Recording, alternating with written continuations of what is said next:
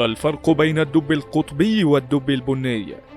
يعد كل من الدب القطبي والدب البني من أكبر الثدييات الآكلة للحوم، ويتميزان بالفراء الكثير والجثة الضخمة، ولكن هنالك فروقات بينهما في عدة جوانب.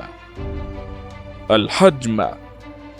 يتميز بشكل عام الدب القطبي بأنه أكبر حجما من الدب البني، حيث يتراوح وزن ذكر الدب القطبي من 350 إلى 700 كيلوغرام، ويتراوح طوله ما بين 2 إلى 5 أمتار، ويقدر ارتفاعه ب1.6 متر.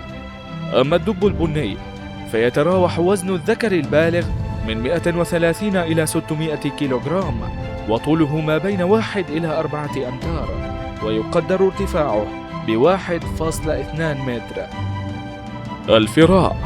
يغطي الدب القطبي من الخارج الفراء الأبيض، مع وجود طبقة تحته من الشحم التي تبلغ سماكتها 10 سنتيمتر، بحيث توفر له عزلا حراريا ممتازا، بينما يتميز الدب البني بالفراء البني الطويل السميك الذي يميل للحمورة في بعض الأنواع، والذي يكون طوله 10 سنتيمتر وذا ملمس خشن. المخالب. تعتبر مخالب الدب القطبي كبيرة مقارنة بالدب البني، وذلك لحاجته للتمسك بسطح الجليد أثناء المشي أو الجري، ولكون فرائسه أضخم.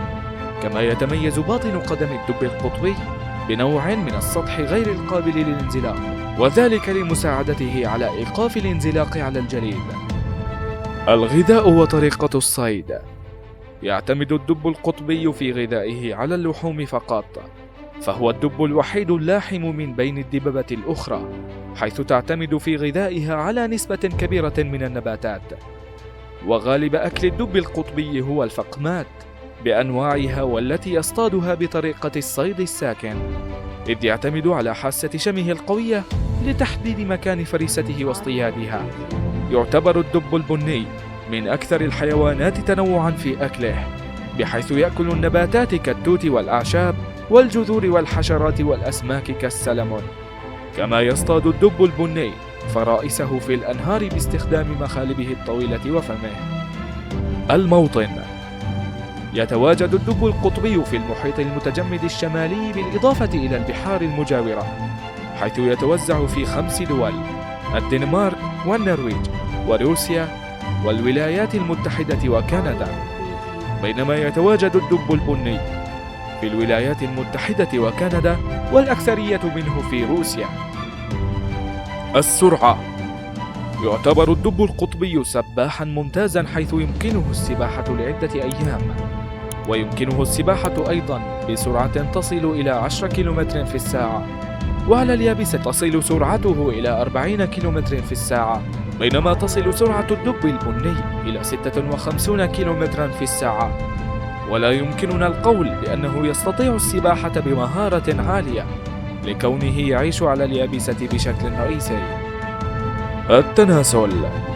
تتزاوج الدببة القطبية على الجليد في الفترة ما بين شهري أبريل ومايو، ثم تقوم الأنثى الحامل بحفر جحر جليدي تستقر فيه، وبعد ما يقارب 8 أشهر تلد دياسم صغيرة عمياء، والتي في الغالب لا تتجاوز 2.